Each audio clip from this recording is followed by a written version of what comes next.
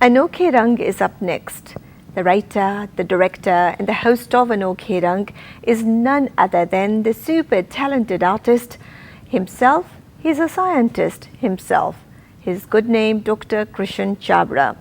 What is his take for this week? Let's find out together.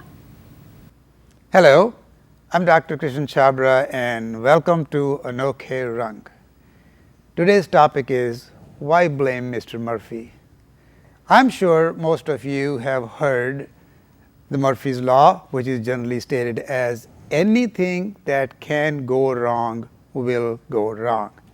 And I'm also sure that most of us have experienced those moments when we have the urge to say, "Oh, Mr. Murphy, why me, why me?" So, who was Mr. Murphy and how did this law come into being? To start off, the classic example of Murphy's Law, the buttered side toast falling on the ground, goes way back in time and was written in a poem in 1841. I never had a slice of bread, particularly broad and wide, that did not fall upon the floor and always on the buttered side. Then there are laws like Riley's Law, Strauss's Law and Sard's Law. Back to Mr. Murphy. It is generally believed that the namesake of Murphy's Law was Captain Edward Murphy, a graduate of the United States Military Academy and a successful pilot and an aerospace test engineer. In 1949, he was helping out the U.S. Air Force to test the impact of the force of gravity on pilots. For this test, Captain Murphy's assistant hooked up 16 sensors onto a person who was strapped in a rocket-powered sled mounted on a railroad track. The sled would travel at a speed of over 200 miles an hour for half a mile before coming to an abrupt halt in less than 1 second.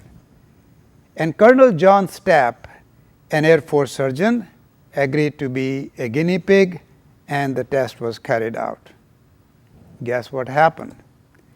The colonel suffered numerous concussions, broken bones and burst blood vessels in his eyes. But worst part was that the sensors failed to pick up any signal. Captain Murphy found out that his assistant had wired the sensors in a wrong way. He was furious and said this about his assistant: "If there are two ways to do something and one of those two will result in a disaster, he will do it that way." As bad as it was, something in what Captain Murphy said stuck with Colonel Stapp. Later, at a press conference, he attributed the success of the team's safety record to their willingness to anticipate and take into account the disaster. He termed it as Murphy's Law, which he explained as whatever can go wrong will go wrong. The press picked it up, it spread like a wildfire, and then the law became a common usage. Over the years, Murphy's Law has evolved and countless examples have been added. There is a revised version called Finagle's Law, which states that anything that can go wrong will go wrong and at the worst possible moment. Sure is like adding fuel to the fire. Now, here are some interesting examples of Murphy's Law. No matter how long or how hard you shop for an item, after you have bought it, it will be on sale somewhere and cheaper. The other supermarket queue always moves fast. Most of the good things in life are either illegal, immoral, or fattening. Everybody should believe in something. I believe I'll have another drink. Whenever you set out to do something, something else must be done first. The light at the end of the tunnel is the headlamp of an oncoming train. Tell a man that there are 300 billion stars in the universe and he will believe it. Tell him that a bench has a wet paint on it and he will have to touch it to be sure. An expert is the one who knows more and more about less and less until he knows absolutely everything about nothing. As we saw that Colonel Strapp could sense the depth of Mr. Murphy's wisdom and turn things around in making a disastrous test into a grand success.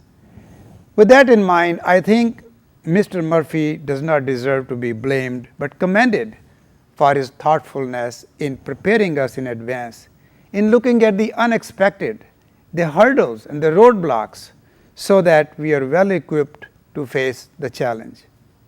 And finally, for every night there is a day, for every winter there is a summer, and for every pessimist there is an optimist. So, here is a new law called Yepram's law. It's hard to say but easy to spell since it's the name Murphy spelled backwards, Y-H-P-R-U-M. And the law states, anything that can go right will go right. Surely the optimist's application of Murphy's law in reverse. Namaskar.